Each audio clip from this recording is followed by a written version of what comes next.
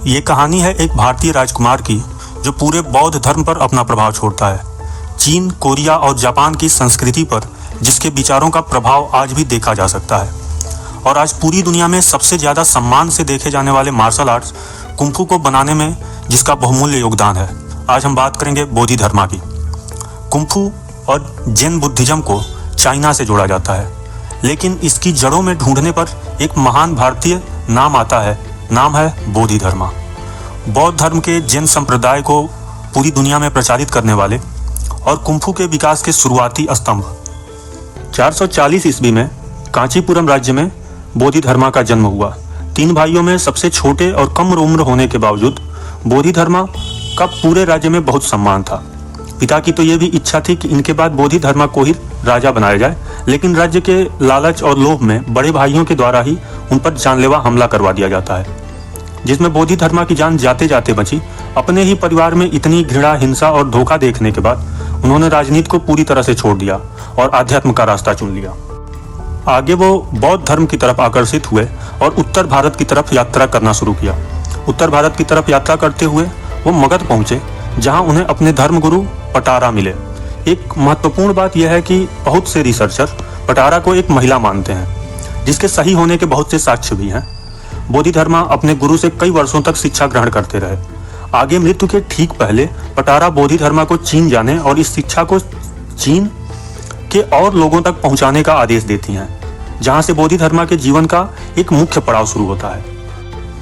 चूंकि चीन जाने का स्थल मार्ग अस्थिर था, तो उन्होंने समुद्र का रास्ता चुना, जिसके लिए उनको अपने राज्य के बंदरगाह से ही जहाज पकड़ना था।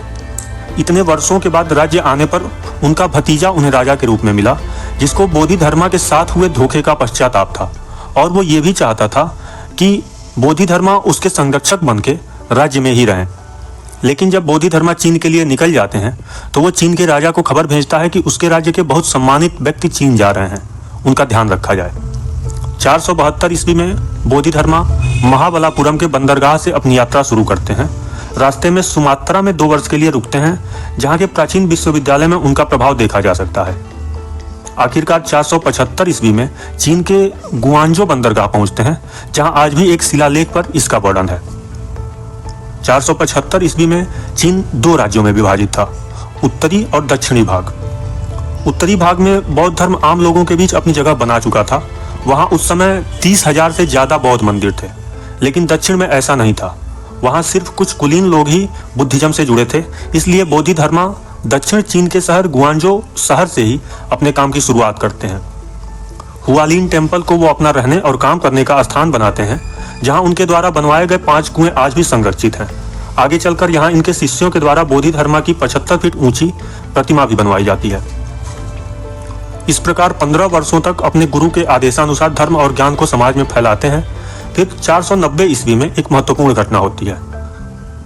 होता यह है कि एक नए साम्राज्य के राजा, जिसका नाम ची है, उसके राजा बोधि धर्मा से एक विचार विमर्श के लिए आते हैं, जिसमें जब राजा पूछते हैं कि मैं जो इतने मंदिर बनवा रहा हूं, इसका मुझे कितना पुण्य प्राप्त हो रहा है। इस पर बोधि धर्मा उन्हें जैन बुद्धिज्म के शून्यता सिद्धांत के परिप्रेक्ष्य में बताते हैं कि राजा को किसी भी पुण्य की प्राप्ति नहीं हो रही है, जिसे सुनते ही राजा को बहुत गुस्सा आ जाता है और वो बोधि धर्मा को तुरंत ही जगह छोड़ देने का आदेश देते हैं। बोधि धर्मा, जिन्होंने अपने शुरुआती समय में ही राजनीति और अहंकार का घृणित रूप देख लिया था, उस जगह को छोड़ना ही उचित समझते हैं और उत्तरी चीन के पिंजेंग शहर चले जाते हैं। अगले 4 वर्षों का समय उनका यात्रा करते हुए ही बीतता है। 494 ईस्वी में वहां की राजधानी लुआओयांग शिफ्ट किया जाता है, तो दूसरे भिक्षुओं के साथ बोधि धर्मा भी यहाँ आ जाते हैं। 2 वर्षों के बाद राजा के आदेश पर विश्व प्रसिद्ध शाओलिन टेम्पल का निर्माण शुरू होने में भी इनकी महत्वपूर्ण भूमिका रही। साथ में अन्य भारतीय बौद्ध भिक्षु बटुआ का भी यहाँ बहुत ज्यादा प्रभाव था। लेकिन चूंकि बोधि धर्मा के तरीके पुराने प्रचलित तरीकों से अलग थे, साथ ही बोधि धर्मा ध्यान की विधियों को ज्यादा महत्व देते थे, जो इस समय तक चीन में प्रचलित नहीं हुए थे। इनकी वजह से इनके बहुत से शिष्य भी बने, साथ ही शत्रु भी बने। एक प्रचलित कहानी है कि कैसे सानसांग गुफा में एक पत्थर को देखते हुए उन्होंने ध्यान लगाया था और ये ध्यान इनका 9 वर्षों तक चलता रहा। लेकिन इन पद्धतियों को तब के अन्य चीनी भिक्षुओं के द्वारा बौद्ध धर्म पर प्रहार के रूप में लिया गया। उनका मानना था कि बोधि धर्मा के तरीके बौद्ध धर्म को आम लोगों से दूर कर देंगे।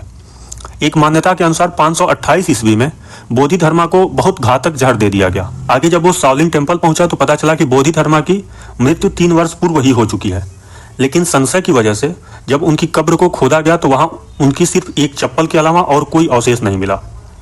इसके आधार पर जो भारत और चीन में भी सबसे प्रचलित मान्यता है कि अपने ऊपर अन्य भिक्षुओं के द्वारा घातक हमलों के बाद उन्होंने अपनी मातृभूमि भारत लौटने का निर्णय लिया और अपने जीवन का अंतिम समय भारत में ही बिताया। बोधि धर्मा के कार्यों ने कई क्षेत्रों में मनुष्य जाति को समृद्धशाली बनाया। कलारीपयट्टू, जिसे पूरी दुनिया के मार्शल आर्ट्स की माता माना जाता है, को अन्य भारतीय कलाओं के साथ जोड़कर उन्होंने बौद्ध भिक्षुओं के लिए एक आत्मरक्षा की तकनीक बनाया, जिसे आज भी पूरी दुनिया में कुंफू के नाम से जाना जाता है। आज हमने बोधि धर्मा के बारे में जाना। इसी के साथ ये वीडियो खत्म होता है। मिलते हैं नेक्स्ट वीडियो में।